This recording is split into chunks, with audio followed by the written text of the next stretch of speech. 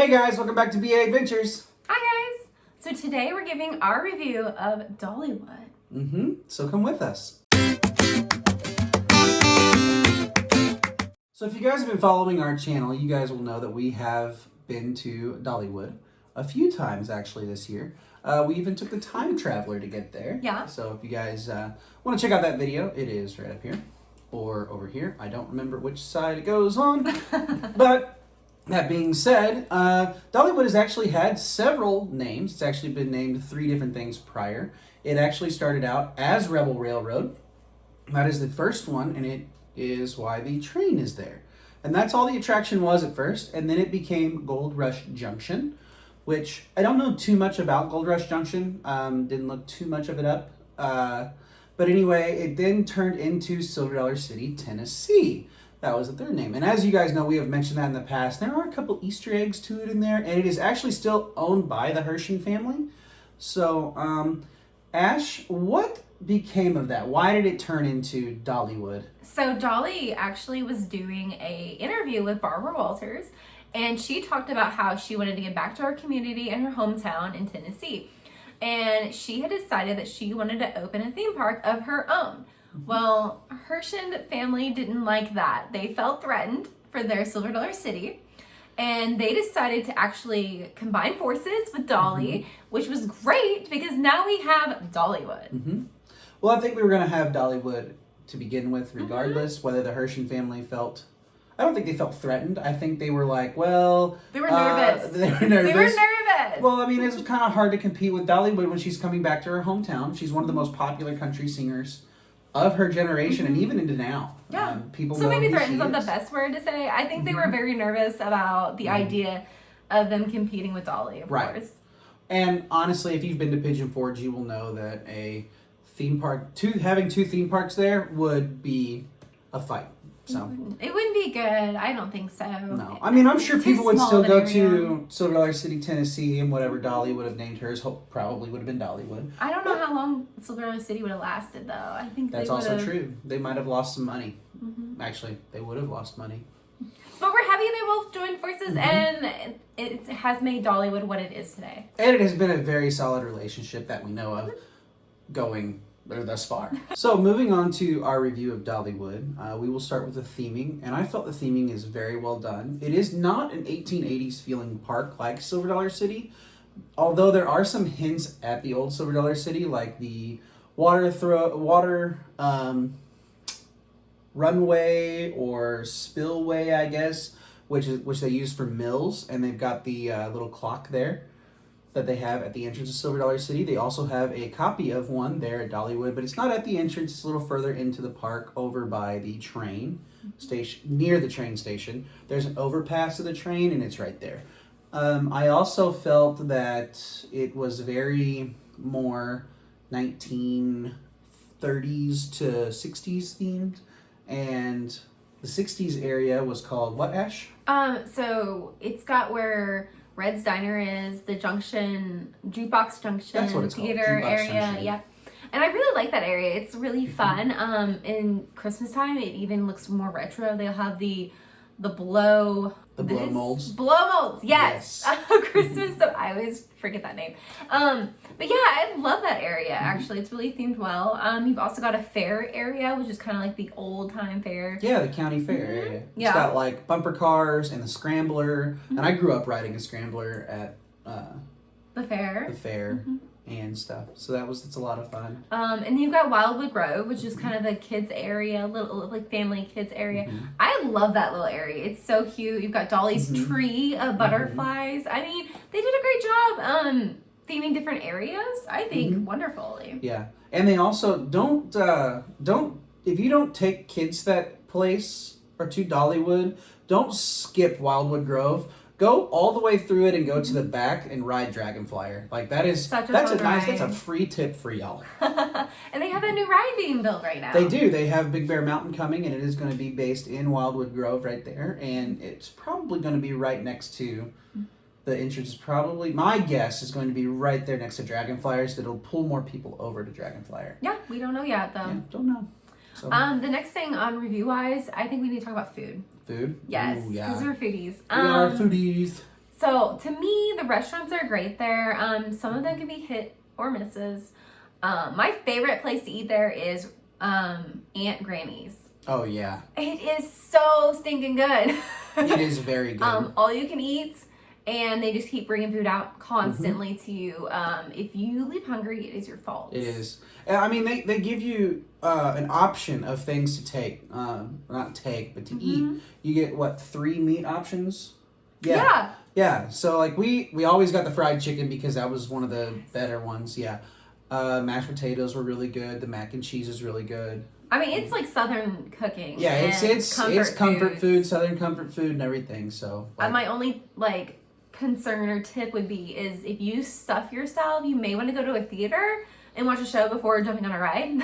Yeah, so that way you can sleep it off. Yeah, and it's heavy food. I'm not gonna lie, it's not light. Well, it's comfort salad, food. It's not heavy food. It's just comfort food. To me, I left heavy, literally, because it was so good. Mm-hmm.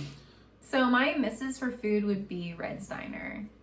What do you mean, misses? Well, a miss for me would be basically I just didn't like it. Ah, okay. It is like burgers and fries, which is nothing wrong with that.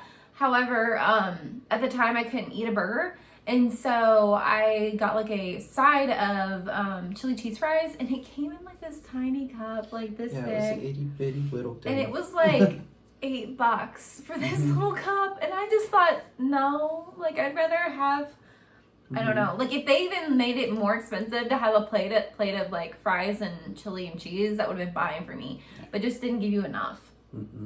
See, and I'm a big burger person.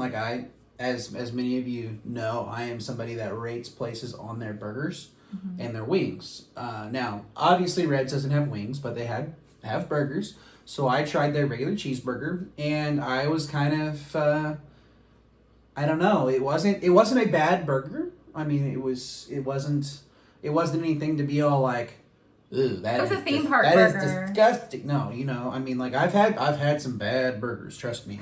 But this one was more of a oh, okay, that's not a bad burger, but it's not a great burger.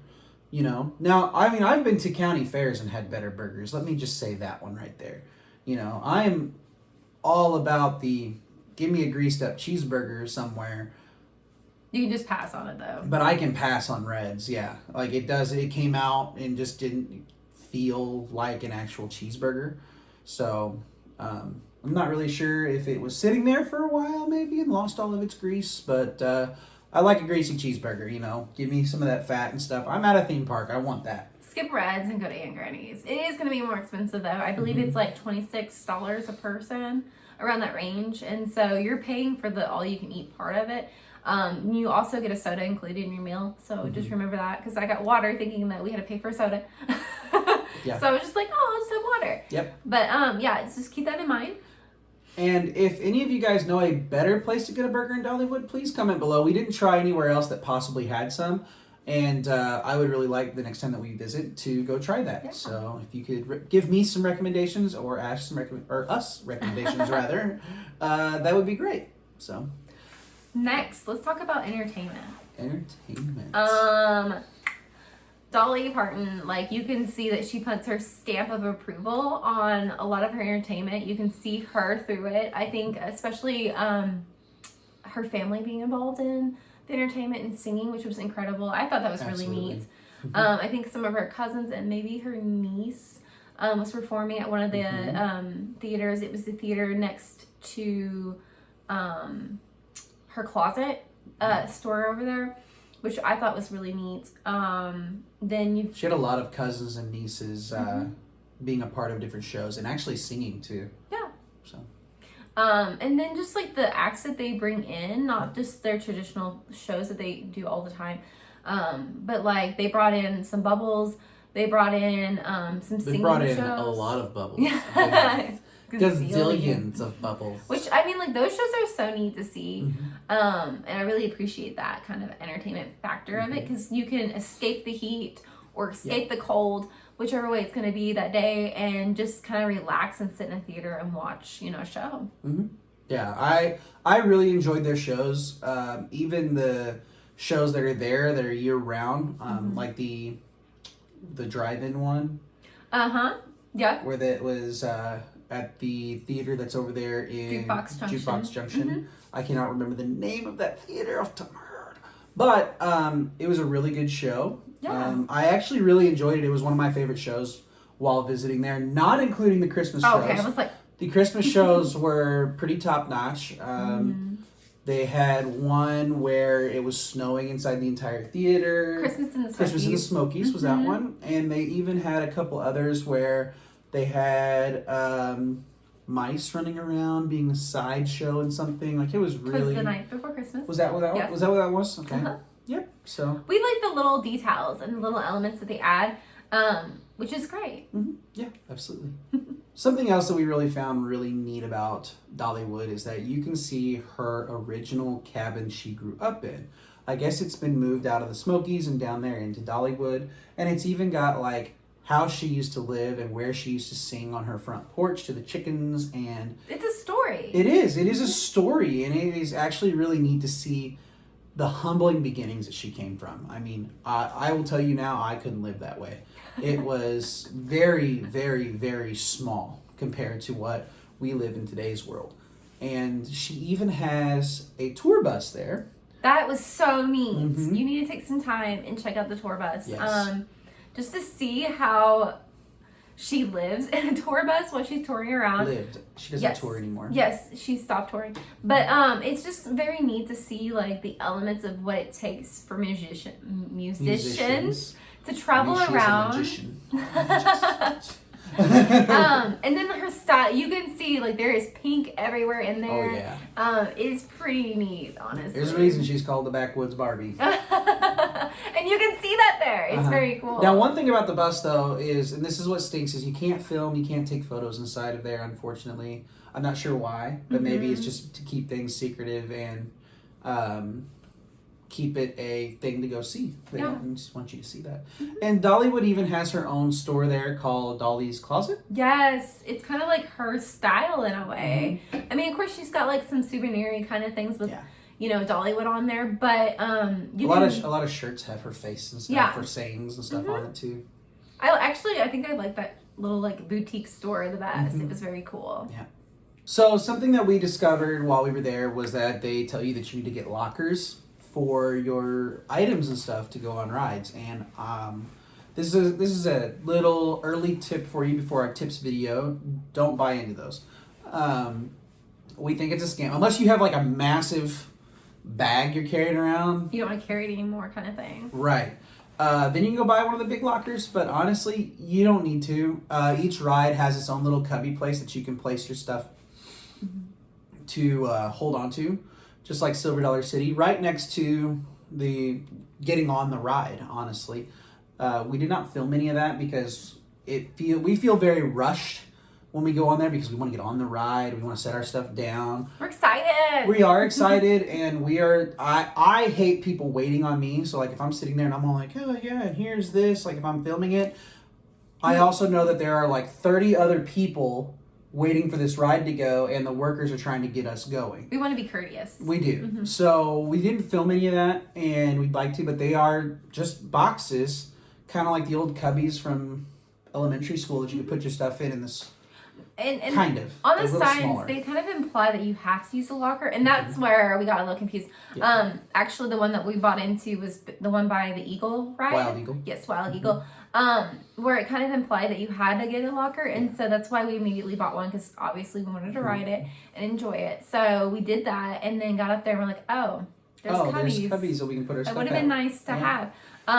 Now, even the water ride, the tube water ride.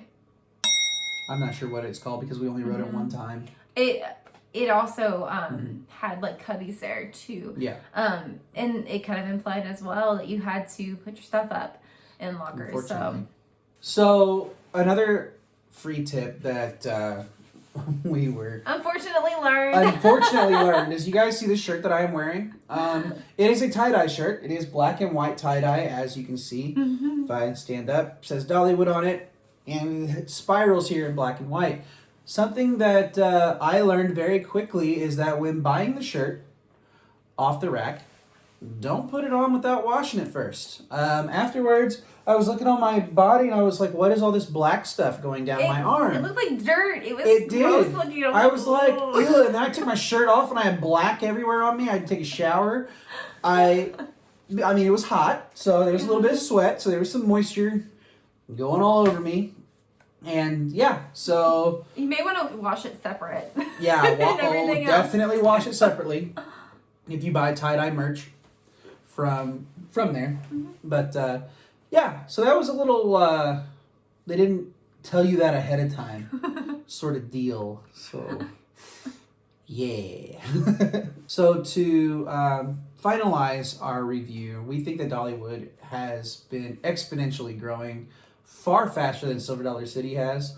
That being said, we really, really enjoy Dollywood. It is bigger than Silver Dollar City.